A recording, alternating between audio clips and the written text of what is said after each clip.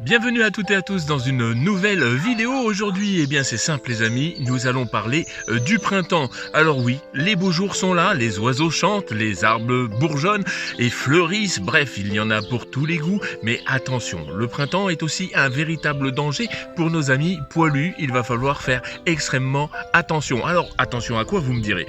Dans un premier temps, il va falloir faire attention aux puces, aux tiques et puis aussi aux parasites internes tels le ténia. Oui les amis, parce que nos chiens vont se balader gentiment dans l'herbe, ramener des puces. Donc il existe un certain nombre de produits que vous pouvez mettre à vos chiens ou utiliser des produits naturels comme la terre de diatomée, mais aussi plein d'autres astuces qui existent, qu'on peut retrouver assez facilement sur les réseaux sociaux. Maintenant il y a les tiques, elles sont là, elles sont présentes. Elles sont beaucoup plus présentes qu'avant d'ailleurs parce que il fait chaud, on n'a pas vraiment d'hiver, donc ça ne tue pas les larves et du coup il y a des infestations. Alors la petite astuce va consister tout simplement à, lorsque vous allez vous balader dans les herbes hautes, en forêt, etc., tout simplement de passer votre toutou à l'inspection. Et puis enfin, les parasites internes, il va falloir s'en occuper aussi, un bon petit vermifuge, rien que ça devrait pour cela. Ensuite, les amis, il n'y a pas que ce danger au moment du printemps, parce que au moment du printemps, il y a aussi les crapauds. Ah oui, les crapauds, vous me direz, ah bon, oui, les crapauds sont dangereux pour nos poilus. Et oui, pourquoi? Parce que les crapauds sécrètent tout simplement un poison, et si les chiens ont le malheur de lécher le crapaud ou d'ingurgiter, il va y avoir tout un tas de problèmes qui vont se mettre en place. Votre chien va se mettre à saliver, votre chien va avoir des vomissements, de la diarrhée. Je vous suggère d'ailleurs, si vous avez des doutes, d'amener votre chien assez rapidement chez le vétérinaire. Enfin, il y a d'autres problématiques, surtout en ce moment.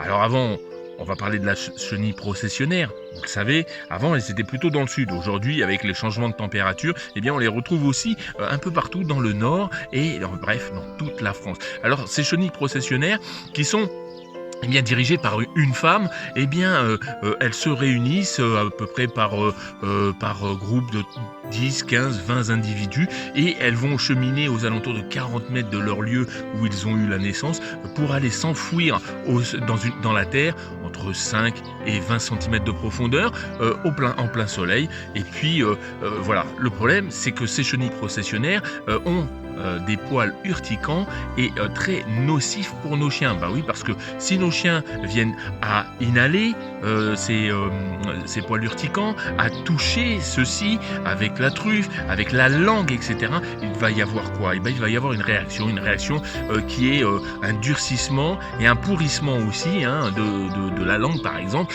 Et il faut, dès que vous voyez la langue changer de couleur et tout, immédiatement chez le vétérinaire, parce qu'il y a de fortes chances que le chien, on lui coupe la langue. Ensuite de ça, vous avez aussi les plantes. Vous savez, comme il fait beau, ça bourgeonne, il y en a un peu partout. Et il y a quelques plantes qui sont toxiques.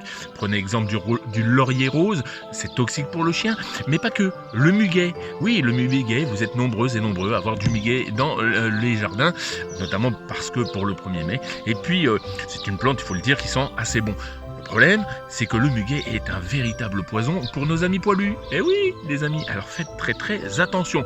Maintenant, vous le savez, avec le printemps qui arrive, la sortie de l'hiver, vos chiens ont besoin d'activité et il ne faut pas vous attendre à ce que ce soit des vraies machines de guerre tout de suite maintenant, mais progressivement, il va falloir leur donner de véritables activités. Alors dans les activités, vous avez des activités sportives telles le canicross, le cani-VTT, l'agility, mais aussi le frisbee par exemple.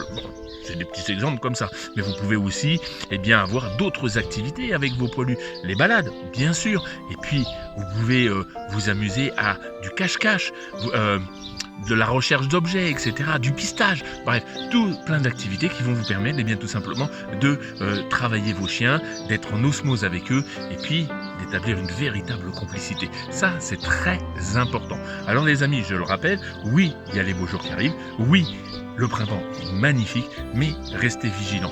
Parce que il y a aussi les épillets qui vont commencer à arriver, notamment parce que les floraisons, surtout en cette saison surtout en ce moment même, puisque les temps sont quand même assez chauds, on n'a pas eu d'hiver, etc. Eh bien, il faut faire attention aux épillets, il faut faire attention à tout cela, parce que ça progresse dans la peau, ça peut faire des infections, donc c'est dangereux. Soyez très, très, très vigilants. Quoi qu'il en soit, mesdames et messieurs, eh bien, d'abord, si vous avez des doutes, évitez, s'il vous plaît, d'aller poser des questions sur la toile en espérant une réponse. Pourquoi ? Parce que, pour la simple et bonne raison qu'à chaque fois qu'une personne pose une question, tout le monde veut donner son avis. Son seul comparatif, en réalité, c'est son chien, etc. Donc il y en a un qui va vous dire blanc, l'autre va vous dire noir. Il y en a même, je le dis, il y en a même qui arrivent à dire blanc et tout de suite après noir. Waouh, c'est incroyable. Alors faites attention à cela.